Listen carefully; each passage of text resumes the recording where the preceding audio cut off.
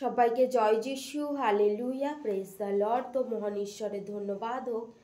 ঈশ্বর আরও একটিবার সুন্দর দিন, সুন্দর সময় দিয়েছেন, তো সেই জন্য মহান ঈশ্বরকে জানাই অসংখ্য অসংখ্য ধন্যবাদ। তো আরও একটিবার সবাইকে জয় যিশু, হালেলুয়া, প্রেজ দ্য লর্ড। তো ঈশ্বরের বাক্যে ঈশ্বর আশীর্বাদ করুক, হালেলুয়া। তো মহান ঈশ্বরের ধন্যবাদ হোক, ঈশ্বর আরও একটিবার সুন্দর দিন, সুন্দর সময় দিয়েছেন। তো মহান ঈশ্বরের ধন্যবাদ হোক। আজকের বাক্য গীতসংহিতা 15 অধ্যায়। তো আসি আমরা বাক্যের দিকে ধ্যান দিই।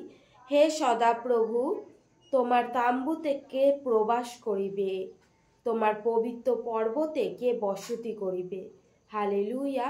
ঈশ্বরের বাক্য বলছে যে সদাপ্রভু, তোমার তাম্বুতে কে প্রবাস করিবে, মানে ঈশ্বরের গৃহে কে বাস করিবে। কে বাস করতে পারে ঈশ্বরের গৃহে?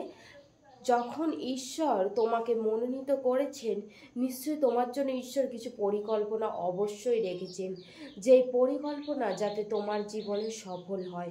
ঈশ্বর তোমার জন্য সর্বদাই মঙ্গলের কিছু পরিকল্পনা রেখেছেন, যাতে ঈশ্বর একটা একটা করে কি পূর্ণ করে। তোমার মধ্যে হয়তো কোনো কিছু অমঙ্গল ঘটছে, তোমার মধ্যে হয় কোনো কিছু খারাপ সময় আসছে, রোগ আছে, কিন্তু কি সেগুলো ঈশ্বর হয়তো তোমার মধ্যে দিয়ে রেখেছে।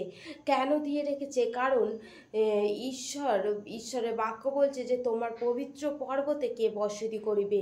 কারণ তুমি যদি আমরা মানুষ কি করি না, ঈশ্বরের বাক্য বলছে কি জাগিয়ে থাকো, প্রার্থনা করো যেন পরীক্ষায় না পড়ো। সেই জন্য ঈশ্বরের বাক্য বলছে জেগে থাকো, তোমরা প্রার্থনা করো। আর আমরা কি করি না, সেই পরীক্ষা আসার পরে আমরা প্রার্থনা করি। যখন আমাদের জীবনে সেই সমস্যা এসে দাঁড়িয়ে যায়, যখন আমাদের জীবনে সেই রোগ আসে, যখন আমাদের জীবনে নিন্দে তাড়নার সমস্যা চলে আসে, সেই তখন কি আমরা সেই ঈশ্বরের কাছে প্রার্থনা করি, কিন্তু তার আগে নচেত নয়। সেই জন্যই ঈশ্বরের বাক্য বলছে যে আমার পবিত্র পর্বতে কে বসতি করবে।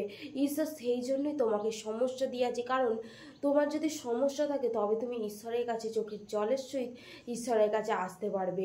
তো দেখো সাধু পৌলের কি ছিল না, সেই রোগ ছিল, সেই সমস্যা ছিল। সেই পৌল কি করেছিল?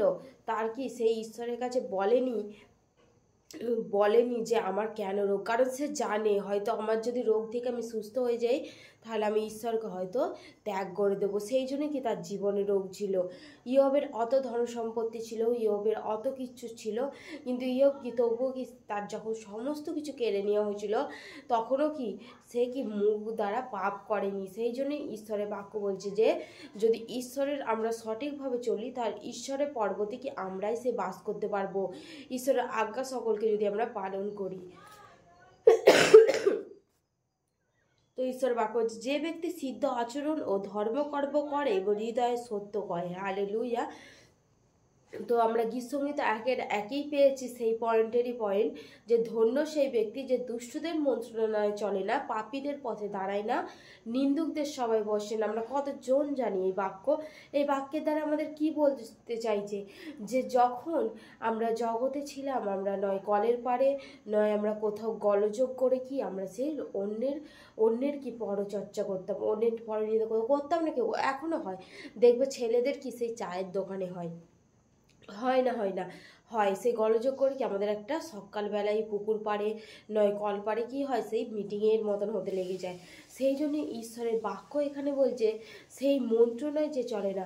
কারণ তুমি যখন ঈশ্বরের পথে চলবে তখন অন্যের সুসমাচার, অন্যের পরচর্চা, অন্যের নিন্দা তোমার কি হবে না, করতে তুমি পারবে না। কেন পারবে না? কারণ ঈশ্বর তোমার বিরুদ্ধে উঠবে। কারণ ঈশ্বরের বাক্য বলছে তুমি কারোর বিচার করবে না, আমি তো আছি বিচার করার জন্য। তাহলে কি আমরা অন্য কারোর বিচার করতে পারি না? সেই ঈশ্বর আমাদের বিচার করবেন, ঈশ্বর আমাদেরকে সেই কাঠগড়ায় দাঁড় করাবেন। তাহলে সেই জন্যেই আমরা সেই ব্যক্তি যারা আমরা দুষ্টদের মন্ত্রণায় চলবো না, আমরা সেই পাপীদের পথেতেও দাঁড়াবো না। আমরা সেই পাপী যারা সে খারাপ পথে চলছে, ব্যভিচার, সেই তাদের সাথেও কি আমাদের আমরা তাকে হয়তো সুসমাচার দিতে পারি ঈশ্বরের, কিন্তু তাদের সাথে বন্ধুত্ব আমার নয়। হালেলুয়া। সেই জন্য ঈশ্বরের বাক্য বলছে যে সিদ্ধ আচরণ ও ধর্মকর্ম করে বা হৃদয়ে সত্য কহে। হৃদয়ে সত্য কহে, তুমি সর্বদা কি সত্য কথা বলছো, তুমি সব সময় কি তুমি সত্যটাকে তুলে ধরছো, মিথ্যে আশ্রয় নয় তোমার কাছে, তুমি ঈশ্বরের আজ্ঞা সকল পালন করছো, তোমার পাড়া প্রতিবেশীকে প্রেম করছো, তাহলে ঈশ্বরের বাক্য কি বলছে না যে ঈশ্বরের পর্বতে তুমি বসতি করতে পারবে। ঈশ্বর তোমার জন্য অনন্ত জীবন রেখেছেন, ঈশ্বর তোমার জন্য খুব সুন্দর ভালো কিছু জিনিস রেখেছেন। তো দেখো আমাদের ছেলে মেয়েরা কি, আমরাও যখন কোনো কিছু পড়ি, আমরা যখন এক ক্লাস থাকতে এক ক্লাসে যাই, তখন কি আমাদেরকে সেই পরীক্ষা দিয়ে দিয়ে যেতে হয়। সেরকমই ঈশ্বরের বাক্য আমাদেরকে ঈশ্বর অনন্ত জীবন দেবেন, সেই পর্বতে বসতি করবার সুযোগ করে দেবেন। তাহলে আমাদেরকেও তো আমাদের জীবনেও সেই পরীক্ষাটাকে নিয়ে আসতে হবে। হালেলুয়া। সেই জন্য ঈশ্বরের বাক্য বলছে যে আপনার প্রতিবাসীর দুর্নাম করিও না, মিত্রের অপকার করে না। মিত্রের অপকার, কেউ যদি ঈশ্বরের বাক্য কি বলছে যে ঈশ্বরের গালে যখন চর মারা হয়েছিল তখন ঈশ্বরকে এক গাল বেঁধে দিয়েছিল, কিন্তু সেরকমই আমরা কারোর কি অপকার করব না, উপকার করতে পারি কিন্তু অপকার নয়, আমরা কারোর অপকার করব না। আর নিজের প্রতিবাসীর কি দুর্নাম করব না, তার নিয়ে সে তোমার জন্য যাই কিছু করুক না কেন, তার জন্য তুমি প্রার্থনা করতে পারো, তোমার কাছে তো অপশান আছে, তুমি প্রার্থনা করো ঈশ্বরের কাছে, তুমি সেই বিষয় নিয়ে ঈশ্বরের কাছে প্রার্থনা করবে, ঈশ্বর তোমাকে অবশ্যই আশীর্বাদ করবেন।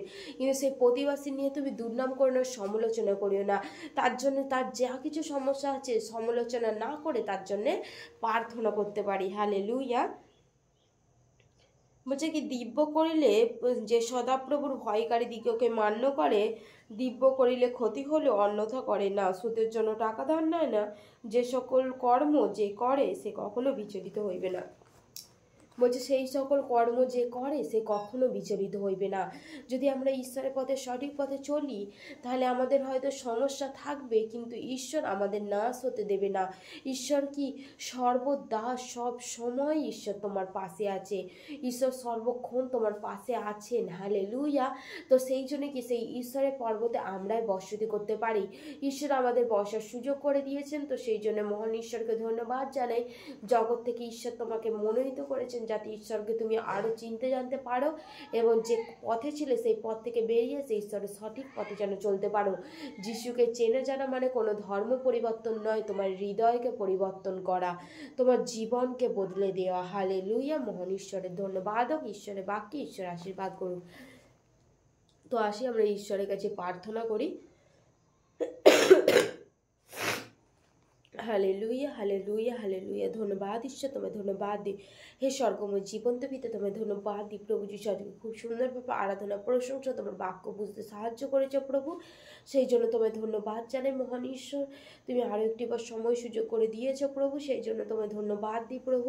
হালেলুয়া, প্রেজ দ্য লর্ড প্রভু। যারা তোমার বাক্য শুনছে প্রভু, প্রত্যেককে তুমি আশীর্বাদ করো প্রভু। যারা তোমার মনোনীত প্রভু, কারা কি কষ্টে দুঃখে পড়ে আছে প্রভু, তাদের প্রত্যেকে টাচ করো প্রভু।